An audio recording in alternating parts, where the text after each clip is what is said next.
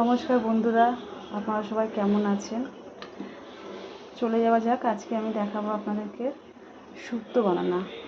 তো এখানে রয়েছে একটা বেগুন কাটা, দুটো সজনে ডাঁটা, আছে অল্প একটু বিনস, অল্প পেঁপে, আর আছে মূলো দুটো, আর অল্প থোড়ের টুকরো, আর এখানে আছে উচ্ছে, এখানে আছে বড়ি।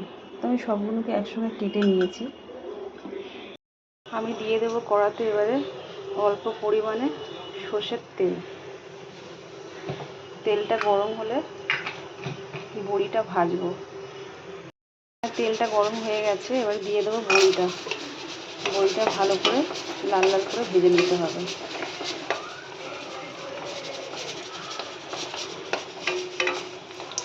বড়ি ভাজা হয়ে গেছে, এবার আমি তুলে নেব। দিয়েছি, এবার দিয়ে দেবো এই তেলে উচ্ছেটা।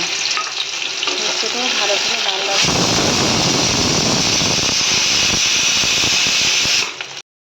ভাজা হয়ে গেছে, আমি তুলে নিয়েছি। এই তেলের মধ্যে দিয়ে দেবো ফোড়ন।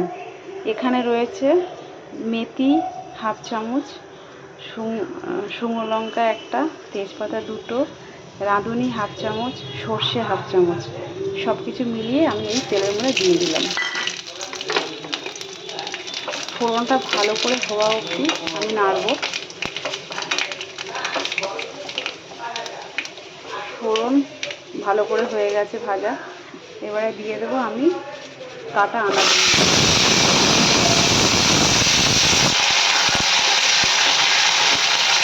এগুলো দিয়ে একটু ভালো করে নাড়াচাড়া করে সবজিটা আমার লাল হয়ে গেছে, ভাজা ভাজা হয়ে গেছে। এবারে দিয়ে দেবো আমি এর মধ্যে 1 চামচ নুন, 1 চামচ আর অল্প একটু নুন দিয়ে ভালো করে নেড়ে চেড়ে আমি এবার দিয়ে দেবো এর মধ্যে জল। 1 বাটি জল দিলাম।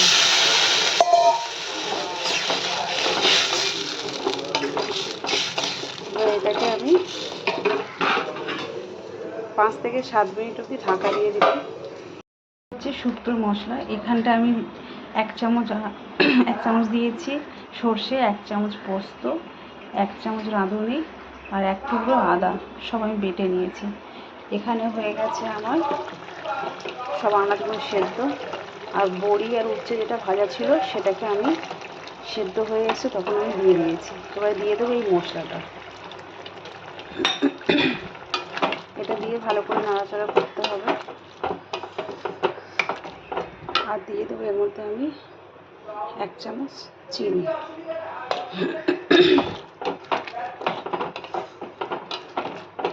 এই সবগুলো ভালো করে ফুটতে আমি দেবো কিছুক্ষণের জন্য।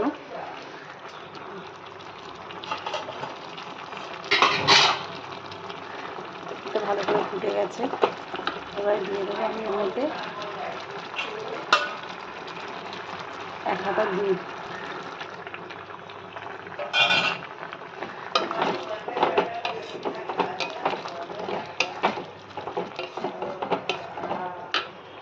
এখানে শুক্তোটা হয়েই গেছে, এবার আমি দিয়ে দেবো এর মধ্যে 1 চামচ ঘি।